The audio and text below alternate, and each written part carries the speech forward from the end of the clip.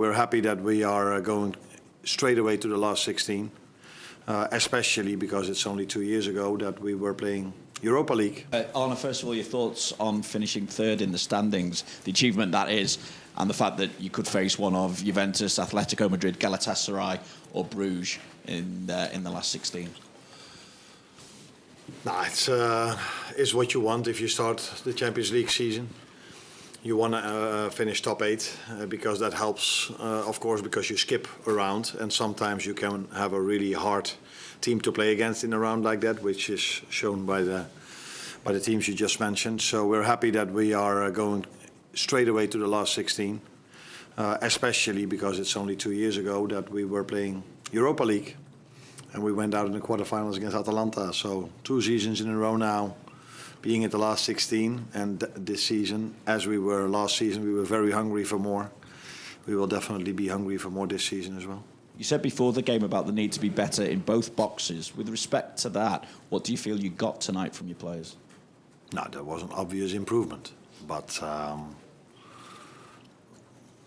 with all the respect for the team we faced tonight, I expect Newcastle to be a stronger side than Qarabag, although Qarabag showed this season that they've been a very good team. But still,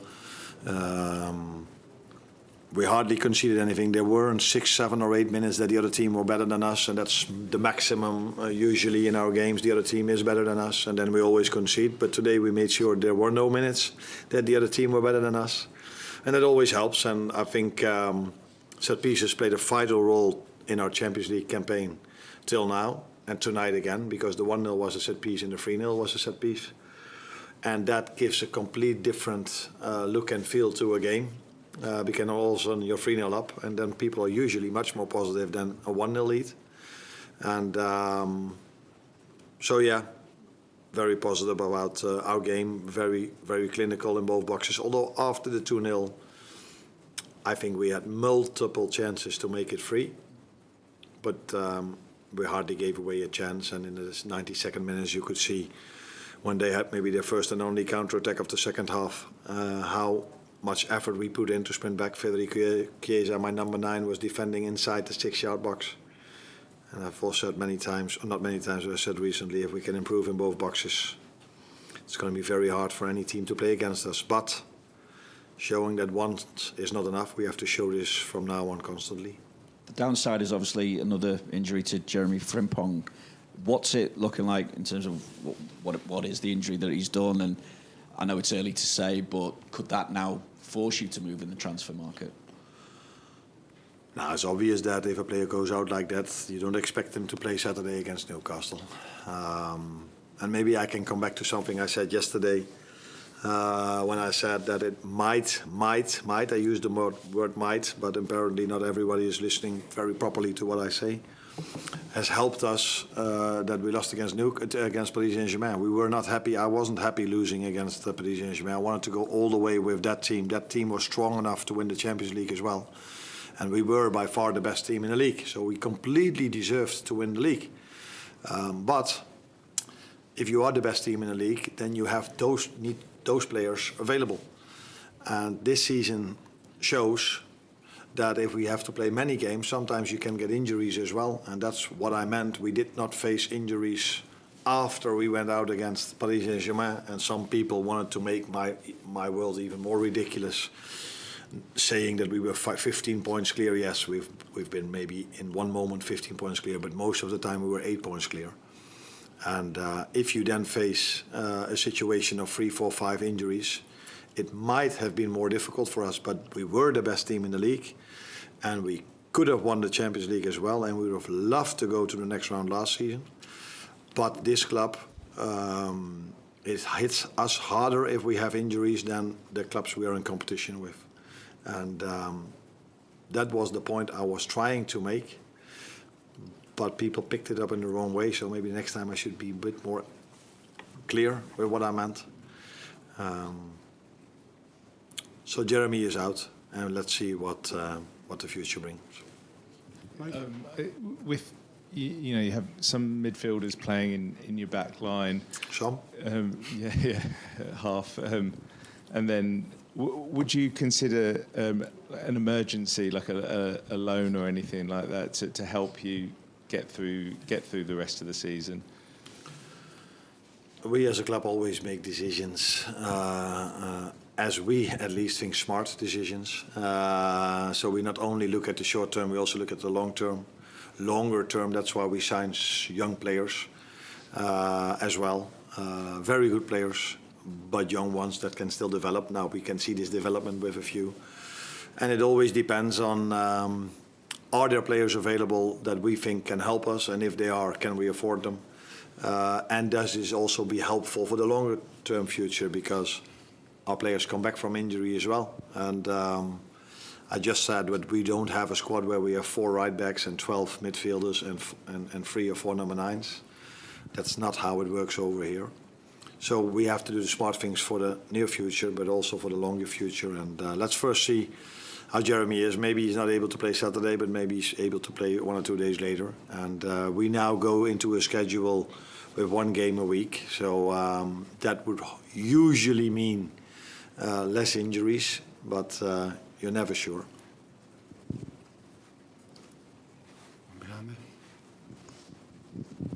You mentioned pre-match about the noise surrounding this fixture in the club generally. What does a convincing win to qualify in third do to start to address that? I didn't mention the noise. People asked me about the noise, and then I reacted on the noise, which is completely normal. That there should be noise if you are 6th in the league with Liverpool, because that's not what we aim for when the season starts. That there are also reasons why we struggle. That's not even interesting, because we should do better. And so I think it's fair for everyone to have his opinion, and probably I agree with most of those opinions. But today has shown again that sometimes things are maybe a bit more complicated than people think. So Jeremy is a great example of that. I think I got a question from one of you who was sitting over there. Could you understand that fans were a bit annoyed that you took Jeremy Frimpong off at Bournemouth? Now maybe these same fans should have a different opinion with their opinion, because even with resting him, he got injured. And I think he was sitting here the day before the game telling you, all of you, how big of a difference the Bundesliga is to the Premier League. So these are the things I have to take into account. And apparently I've played him too much recently for this to happen again. And that is that's really sad for him, but definitely also for us, because our other fullback is out for the whole season. But we will find a way again. As you saw today, the way is usually as attacking as possible, and that's what we did today with players in positions where you don't expect them. 1.5 years ago, he was an attacking midfielder. Now he plays as a right centre back. Will? I know it's early, Arne, but do you expect Gomez back for Saturday, and Curtis Jones, could he come back?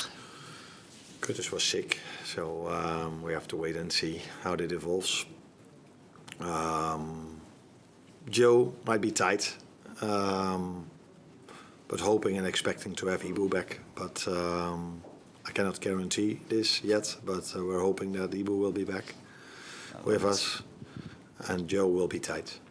Wataru Endo at right back tonight had to come on a lot early, probably than expected. What did you make of his performance? Positive, as we're used to from Wata. You gave him a job, and he's doing it with all he's got. And today he did really well. What you lack a little bit if you play him over there, you don't have as many overlaps or 1v1 quality as maybe Jeremy Frimpong has. But what he does is so decent and concentrated and focused. The good thing, of course, was also today that we were only attacking. That's helpful if you have only attacking players on the pitch. So the real test is, of course, for our last line, if we have to play with the same one again, if you face Newcastle and Manchester City, which I rate a bit above Qarabag.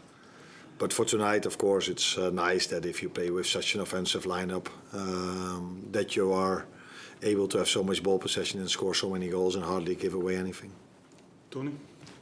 So just a quick one. Is there any initial idea of the nature of Jeremy's injury? It's a muscle injury, but I don't know how long. That's Hamstring, knee, or anything more specific? Sorry? Hamstring, knee, any idea of it? A muscle, so that's not a knee. Last one. And a muscle is usually has to do with overloading a player. So not always, of course, because he's stretched in a moment, but it is the risk. That's why I took Hugo and Florian off tonight as well, because those are the players that are not as much used as Maka or Dom, who are playing already longer at these both levels. You mentioned those comments about PSG maybe been taken out of context a little bit. How Not a little bit, a lot, but no problem. Maybe I explained myself not in the right way. That's possible. How difficult is it at the moment? Because it feels like that's happened a few times where maybe things have been taken out of context, or everything that you say gets analysed to the nth degree. How tough is that when you're trying to do your job and you've got everything else going on as well?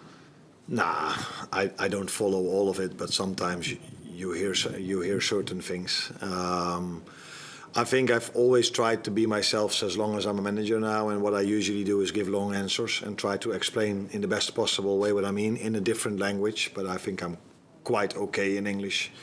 Maybe not as perfect as in my own language, but if you give long answers, then and maybe you miss a certain word in some answers, then people start to get an opinion about it. But I'm not going to change. I'm not going to say yes or no only. This is who I am. And then you also have to accept in this business, in my position, that people have opinions about you. And that's completely normal. And I don't mind. But I try to explain as best as possible to everyone what I can explain, because I cannot always say everything. I have to protect as much as I can always. Everyone involved in these football clubs, goes from ownerships to the players. But yeah, if you have long answers, then sometimes people can have opinions about that as well. Thank you. You're welcome.